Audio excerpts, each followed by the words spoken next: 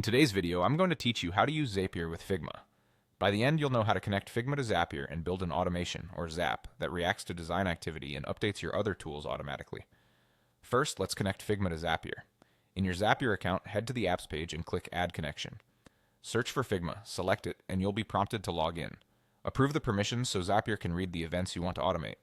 This connection step only needs to be done once, and it's what allows Zapier to listen to activity in your Figma files and projects.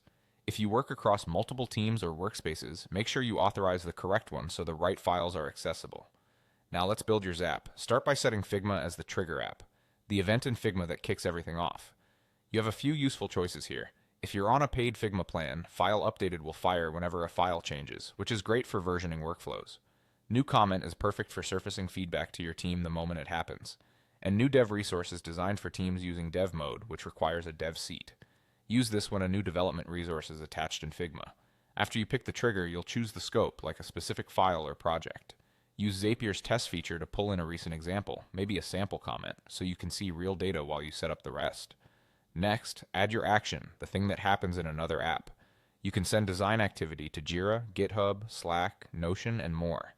For Jira, you might create a new ticket or add a comment when a Figma version is published, keeping design changes tightly linked to your backlog.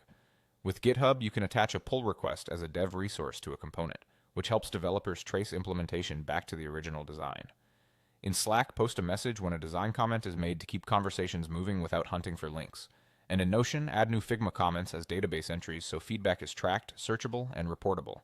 As you configure your action, map the fields from your Figma trigger to the destination. Include essentials like the file name, comment text, author, and a direct link back to the Figma location to save clicks. If you want to reduce noise, narrow the trigger to key files or use filters to pass through only certain events, like comments that mention your team. When everything looks good, turn on your Zap.